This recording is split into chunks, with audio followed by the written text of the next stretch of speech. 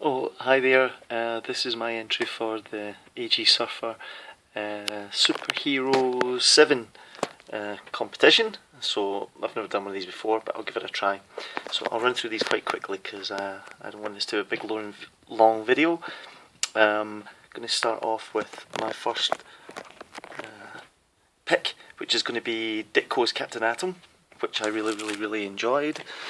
I always think that these are awful underrated from Ditko, but I just love him, and I think the work that he did on Captain Atom was some of the best work we ever done after Spider-Man.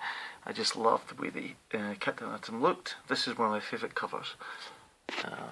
So I'm going to put Captain Atom in there, specifically Ditko ones, which I really enjoyed. Now my second one isn't really a superhero, but when I was younger, this was a comic that I used to just love looking at. I think it was the covers that did it more than anything else. And although technically not a superhero thing, I'm sure you won't mind if I include a few of these in my 7. So I'm going to go with old Charlton Comics Midnight Tales, which was a horror anthology comic. And I used to just love the detail that Wayne Howard would put into the covers. They were just terrific to look at. I remember being young and being really influenced by these covers, especially the details. If you've never read Midnight Tales, it's an anthology horror comic. It always was a bit tongue-in-cheek, yeah, and it used to have a wraparound story featuring the Midnight Philosopher and his daughter, who you can see here on the front cover. So they were always good fun, but I just used to love looking at these covers. And over in the UK, it was quite hard to get hold of these. You never really seen them much. It's only later on that I managed to pick a few of them up. That's my third one.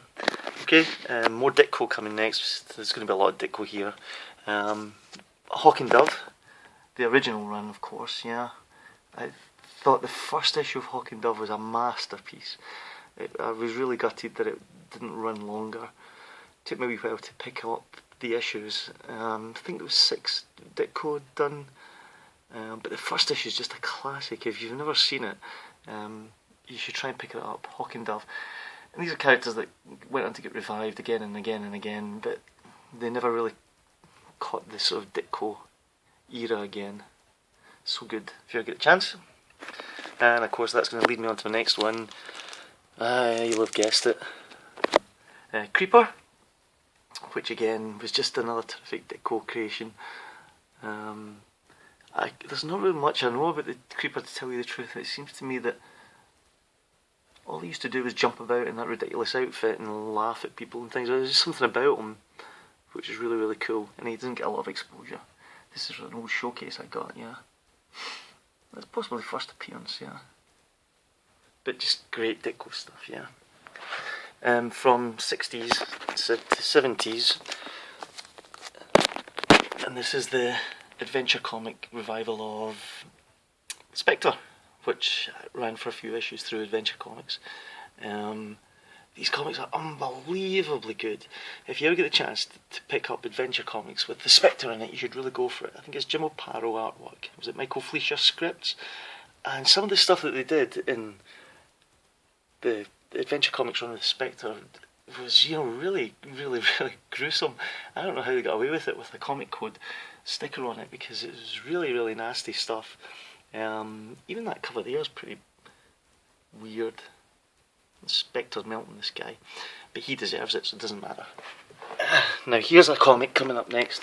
This is my last one, and I've only recently got back into reading these. Well, I think I've got 2 to go actually. Hang on. Here we go. American Flag. That's the first issue. And we were recently in Vegas, and I found a comic shop in Las Vegas, and they had a whole pile of American Flag in there. I think it was a 50-cent or a $1 bin. So I picked a whole whack of them up. So far I've got the first 27 issues. I just love this comic. If you've never read it, then you need to pick it up. If you haven't read it in ages, go through your collection and just get hold of it. And that is possibly the best comic book logo ever, the American Flag one. Tremendous. Howard Chaykin, obviously, yeah. So, here we go, my last one. Another obscure one. I tried to go for more obscure things. Does anyone remember E-Man from the 70s from Charlton Comics? Yeah.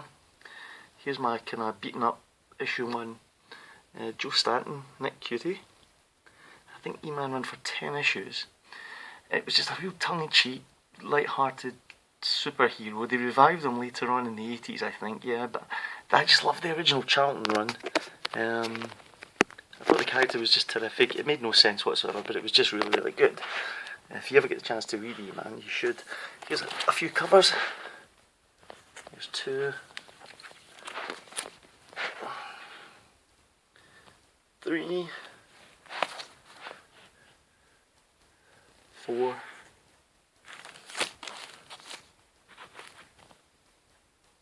and 5. So that's my 7 for the competition. I hope you enjoyed watching it. Thanks guys, and thanks to Howler Mouse for putting me onto this. Cheers, bye.